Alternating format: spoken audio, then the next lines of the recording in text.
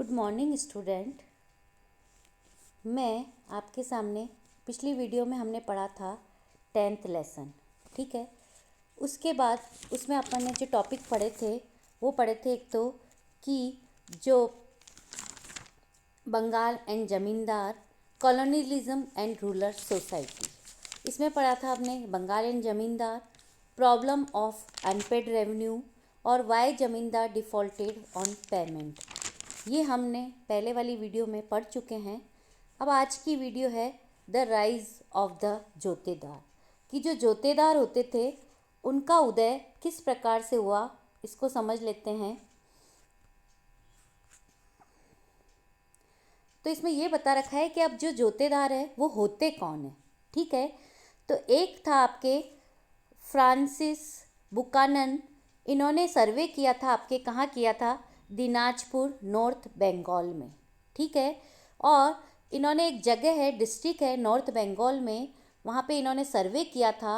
तो सर्वे से ये पता चलता है कि ये जोतेदार होते कौन हैं। ये होते हैं आपके रिच पेजेंट्स, और इनके पास कितनी लैंड होती है, 1000 एकड़ की ज़मीन होती है उनके पास। ठीक है, सेकंड पॉइंट है इसका कि जो लोकल ट्रेड, ये लोकल ट्रेड करते थे और मनी लेंडिंग भी करते थे। मतलब क्या है मनी लेंडिंग का क्या अर्थ है कि ये दूसरों को क्या करते थे, कर्जा देते थे। ठीक है, थर्ड है कि इनकी जो पावर थी वो बहुत अधिक थी, और ये जो पुअर जो लोग हैं उनको क्या करते थे, काफ़ी सपोर्ट करते थे।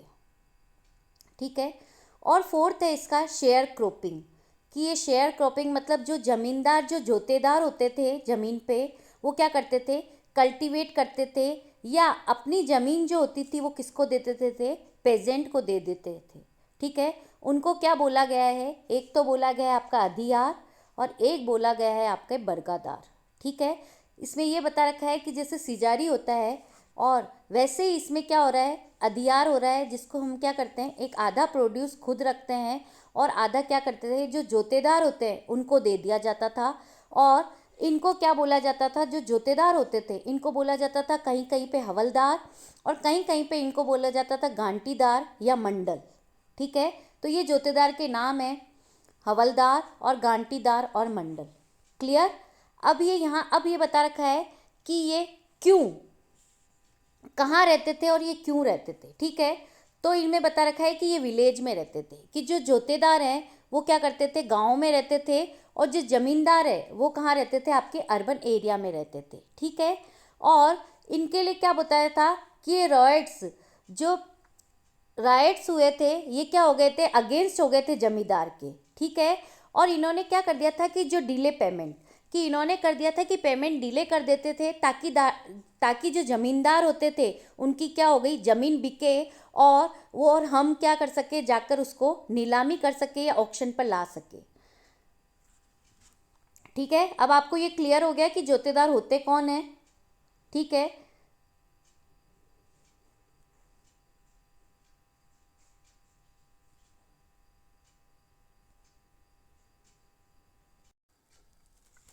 अभी पहले हमने देखा था द राइज ऑफ द जोतेदार। अब आगे देख रहे हैं अपन कि नया टॉपिक है अपना द जमींदार रिसिस्ट। ठीक है, कि जमींदार की ओर से प्रतिरोध किस प्रकार हुआ, इसके बारे में हम पढ़ते हैं। अब इन्होंने क्या करा था कि जमींदार ने सोचा कि अगर मेरे नाम की जो प्रॉपर्टी है तो उससे क्या होगा कि अगर मैंने टैक्स जमा नहीं करवाया तो वो क्या हो गई, नीलाम हो गई। तो उसने क्या करा कि वहाँ पर एक रूल था कि प्रॉपर्टी ऑफ वुमेन, कि अगर प्रॉपर्टी वुमेन के नाम की होगी तो वो क्या होगी, उस वो नीलामी नहीं होगी। ठीक है, तो इन्होंने क्या करा कि जो बर्दवान है इनमें जो प्रॉपर्टी थी उसने वो क्या करी, अपनी मदर के नाम कर दी कुछ हिस्सा। ठीक है, तो फर्स्ट पॉइंट क्या होता है आपकी, property of women, Burdwan plus mother. ठीक है, सेकंड है आपका एजेंट मैनिपुलेटेड ऑक्शंस। ठीक है, अब इन्होंने क्या करा था कि जो एजेंट भेजते थे नीलामी के लिए वो क्या होते थे, वो नीलामी की जगह इन्हीं के ही आदमी होते थे। ठीक है, तो आउटबिड प्रॉपर्टी एंड परचेज मनी। ठीक है, तो इन्होंने क्या करा था कि जो परचेज की बोली लगा दी थी और उससे क्या हो गए थे कि ये फर्जी थे लोग और फर्जी नीलामी होने लग गई। और क्योंकि अपन ने पहले भी पढ़ा था कि जो 75 या 95% जो नीलामी थी वो फर्जी थी। क्यों थी? क्योंकि जो नीलामी के लिए बोली लगा रहे थे वो इन्हीं के ज़मींदार के आदमी थे, इसलिए इन्होंने क्या करा था कि वो फर्जी थी बोली, और ये जो बोली लगा लेते थे और वो ज़मीन वापस किसके पास चली जाती थी? ज़मींदार के पास चली जाती थी। ठीक है, तो फिर ये क्या करा इन्होंने कि नीलामी करनी पड़ी, और जो खरीद की रकम होती थी उनको वो बार बार दोहराई जाती थी, और जब किसी ने भी बोली नहीं लगाई तो उस संपदा को क्या करते थे, या जो वो प्रॉपर्टी होती थी उनको क्या करते थे, कम दामों में वो बेच देते थे। जमींदार को वापस बेचना पड़ता था कम दामों में, और ये लोग क्या होते थे, बहुत ज़्यादा थक जाते थे पहले के लोग, तो इन्होंने क्या करा था, सेम प्रोसेस करा था, और जो लो प्राइस पे क्या होता थी, ज़मींदार को बेच देते थे। ठीक है, और थर्ड पॉइंट है अब आपका कि बेनामी परचेज।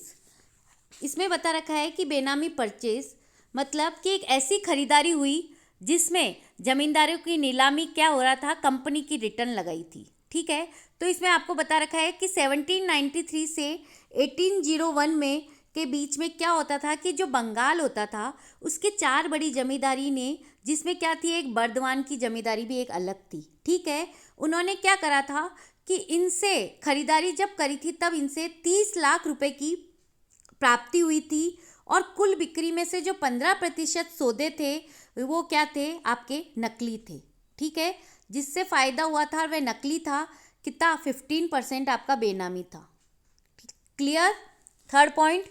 फिर फोर्थ है आपके लठियाल।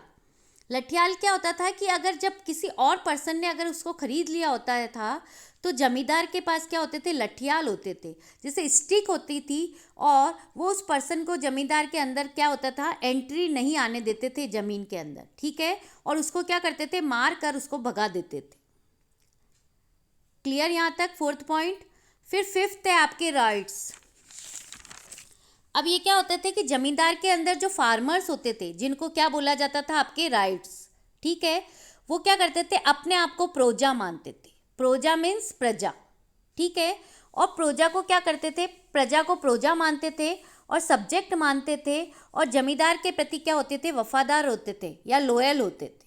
ठीक है, फिर अगला अपना सिक्स्थ पॉइंट है पावर। जो आपके 1790 में जो पावर थी उसके जो टाइम पीरियड था वो बहुत अधिक कम थी। ठीक है, और इन्होंने क्या करा था कि जमींदार सरवाइव करके उन्होंने अपने अंडर ही रखा था, और रेवेन्यू को इन्होंने क्या कर दिया था, फ्लेक्सिबल कर दिया था। किसने? ब्रिटिशर्स ने। ठीक है, तो धीरे धीरे क्या हो गया था, गांवों पर जमींदार की सत्ता और भी अधिक मजबूत हो गई थी, लेकिन आगे चलकर उन्होंने क्या करा था, 1930 में उन्होंने जमींदारों का जो भट्टा था वो बैठ गया था, और जोतदारों ने देहात में अपने क्या कर दिए थे, पांव मजबूत कर दिए थे। ठीक है, यहाँ तक क्लियर हो गया आपको। इसके बाद हम आगे लेंगे, आगे वाली वीडियो में हम पढ़ेंगे द फिफ्थ रिपोर्ट। एक रिपोर्ट इन्होंने तैयार की थी आपके 1760 में, वो बताएंगे। और इसके बाद आपका आता है, रिपोर्ट के बाद आपका सेकंड वाला पॉइंट है वापस आपका द हो एंड द फ्लर और इन द हिल्स ऑफ राजमहल। इसको हम कल आगे वाली वीडियो में देखेंगे। ठीक है, ओके, बाय।